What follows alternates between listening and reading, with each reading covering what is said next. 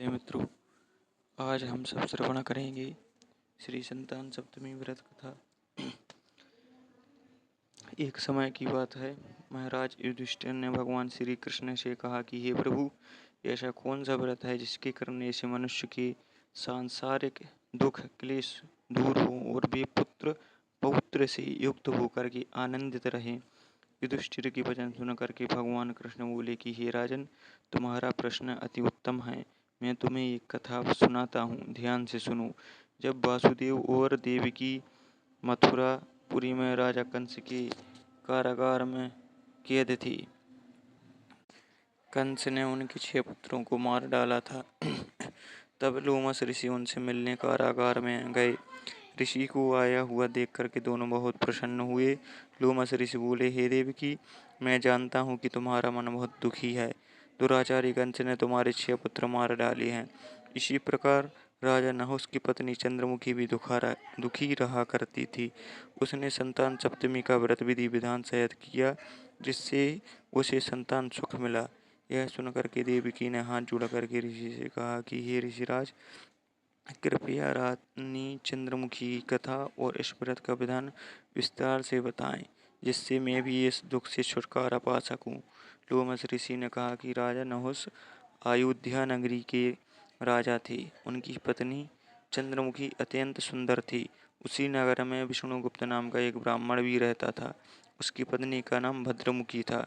वह भी अत्यंत रूपवती थी। रानी और ब्राह्मणी दोनों में बहुत प्रेम था। एक दिन दोनों सखियां सरयू नदी में स्नान हेतु गई। वहां पर अनेक स्त्रियां सरयू नदी में स्नान कर निर्मल वस्त्र पहन करके श्री शिव पार्वती जी की मूर्ति स्थापित कर पूजन कर रही थीं। दोनों सखियों ने उन स्त्रियों से पूछा कि तुम यह किसका पूजन व्रत कर रही हो। उन स्त्रियों ने बताया कि हम संतान सप्तमी का व्रत कर रहे हैं। हमने श्री शिव पार्वती जी का पूजन चंदन अक्षत से षोडशोपचार विधि से किया। यह इस व्रत की विधि है। यह सुन उन दोनों सखियों, रानी और ब्राह्मणी ने भी यह व्रत करने का संकल्प लिया और अपने घर वापस लौट गईं। ब्राह्मणी तो इस व्रत को नियम से करती रही, लेकिन रानी राजवंश में कभी कभी व्रत करना भूल जाती थी। समय आने पर दोनों की मृत्यु हो गई। अगले जन्म में रानी वंदरिया बनी और ब्राह्मणी को मुर्गी का जन्म मिला। ब्राह्मणी को तो मुर्गी की योनि में शव याद रहा और वह भगवान शिव पार्वती का ध्यान करती रही, लेकिन रानी वंदरिया बनने के बाद सब कुछ भूल गई। समय आने पर दोनों की पुनः मृत्यु हो गई। अब तीसरे जन्म में दोनों पुनः मनुष्य बनी। रानी एक राजा के यहाँ राजकुमारी के रूप में जन्मी। उसी ब्राह्मणी ने पुनः एक ब्राह्मण की कन्या के रूप में जन्म लिया। उस ब्राह्मण कन्या का नाम भूषण देवी रखा गया। विवाह योग्य हो जाने पर भूषण देवी का विवाह गोकुल निवासी अग्निझील नामक ब्राह्मण से हुआ। भूषण देवी बिना आभूषण के भी इतनी सुंदर लगती थी कि कामदेव की पत्नी रति भी उसके सामने ल जाती थी। उसके अत्यंत सुंदर, कर्मनिष्ठ, सुशील स्वभाव वाले चंद्रमा के समान धर्मवीर और सर्वगुण संपन्न 8 पुत्र हुए। यह सब संतान सप्तमी के व्रत का ही फल था। उधर रानी शिवजी का पूजन नहीं करती थी, इसलिए उसको कोई पुत्र ही नहीं हुआ। रानी और ब्राह्मणी में प्रेम भाव पहले जन्म की तरह ही बना रहा। रानी जब वृद्धा हुई तो उसको एक गूंगा बहरा बुद्धिहीन पुत्र हुआ, जो 9 वर्ष की आयु में ही संसार को छोड़ करके चला गया। अब तो रानी पुत्र शोक में अत्यंत दुखी व व्याकुल रहने लगी। एक दिन भूषण देवी रानी के घर अपने सभी पुत्रों को लेकर पहुंची और रानी का हाल जान करके उसे बहुत दुख हुआ। इधर रानी ब्राह्मणी के वैभव और पुत्रों को देखकर मन ही मन जलने लगी। उसके मन में पाप आ गया। भूषण देवी ने रानी का दुख कम करने के लिए अपने सभी पुत्रों को रानी के पास में छोड़ दिए और रानी ने उससे कहा कि मैंने तेरे पुत्रों को मारने के लिए उनको विष युक्त लड्डू खिलाए थे, लेकिन एक भी नहीं मरा। तूने ऐसा कौन सा दान पुण्य व्रत किया है जिसकी वजह से तेरा एक भी पुत्र नहीं मरा और तू नित्य नए नए सुख भोग रही है? तू बड़ी सौभाग्यवती है।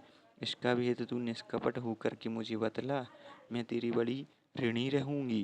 रानी के ऐसे वचन सुन करके ब्राह्मणी बोली कि हे रानी, मैं तुम्हें पिछले जन्मों का हाल कहती हूँ।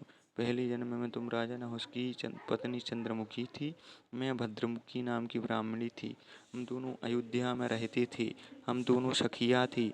एक दिन हम दोनों ने सरयू नदी में स्नान करने के लिए गए और वहाँ दूसरी स्त्रियों को संतान सप्तमी का व्रत और भगवान शिव पार्वती का पूजन करते देख करके हम दोनों ने भी यह व्रत करने का मन में संकल्प लिया था। तुम तो राजमद में सब भूल गई और व्रत का संकल्प पूरा ना करने का तुम्हें दोष लगा। इसी दोष का फल तुम आज भी भोग रही हो। मैंने यह व्रत पूरे विधि विधान से नियमित किया और आज भी यह व्रत करती हूँ। दूसरे जन्म में तुम बनरिया बनी और मैं मुर्गी बनी। शिव जी की कृपा से इस व्रत का प्रभाव और भगवान नाम में इस जन्म में भी नहीं भूली और नियमित रूप से यह व्रत करती रही। तुमने अपने संकल्प को इस जन्म में भी भूल गई।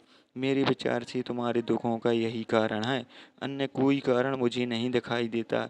इसलिए मेरी बात मानकर तुम भी अब संतान सप्तमी का व्रत करो, इसी से तुम्हारे संकट दूर हो सकते हैं। लोमस ऋषि बोले, हे देव की ब्राह्मणी के मुख से पूर्व जन्म का वृतांत सुन करके रानी को अपने पिछले जन्मों की कथा याद आ गई।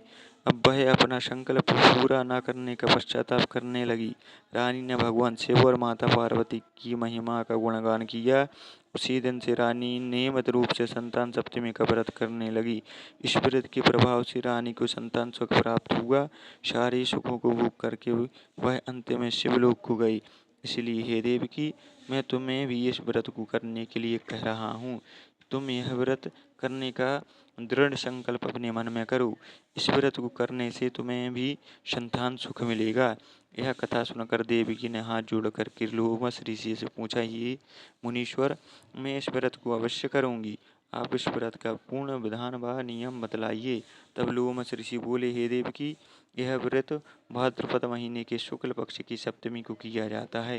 इस दिन ब्रह्म मुहूर्त में उठकर पवित्र जल से स्नान करें, स्वच्छ वस्त्र पहने, फिर शिव पार्वती की मूर्ति की स्थापना करके इनके सन्मुख सोने चांदी के तारों का ना मिलने पर रेशम का एक गड़ा बना लें। इस गड़े में 7 गांठ लगानी चाहिए। इस गड़े की पूजा करके इसे अपने हाथ में बांध लें।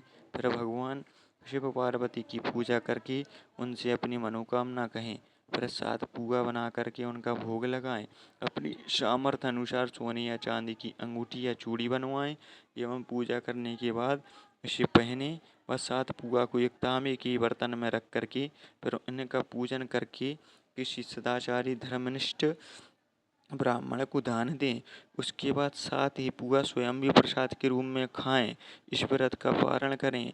इसके बाद भी प्रत्येक महीने की शुक्ल पक्ष की सप्तमी को नियम पूर्वक यह व्रत करना चाहिए। इस प्रकार नियमित यह व्रत करने से सारे पाप नष्ट हो जाते हैं, सौभाग्यशाली संतान का जन्म होता है और मृत्यु के पश्चात शिवलोक की प्राप्ति होती है। हे देवकी, मैंने तुम्हें इस व्रत का संपूर्ण पूजन विधि सहित बतला दिया। अब तुम इसे नियम से करो, इससे तुम्हें संतान सुख की प्राप्ति होगी। भगवान कृष्ण बोले कि इतना कह करके लोमस ऋषि वहाँ से चले गए। ऋषि के कहे अनुसार माता देवकी ने यह व्रत किया और इस व्रत के प्रभाव से मेरा जन्म हुआ। यह व्रत स्त्रियों और पुरुषों के लिए समान रूप से कल्याणकारी है। यह व्रत करने वाले व्यक्ति को संतान सुख न मिलने के साथ साथ ही उसके सारे उसके सारे पापों का नाश भी हो जाता है। इस व्रत का प्रभाव बहुत ही शीघ्र मिलता है और भगवान शिव जी जल्दी प्रसन्न होते हैं। जो नियम से यह व्रत करता है और भगवान शिव और माता पार्वती की सच्चे मन से आराधना करता है, वह अमर यश प्राप्त करके अंत में भगवान शिवलोक के धाम को जाता है। बोलिए गौरी शंकर भगवान की जय।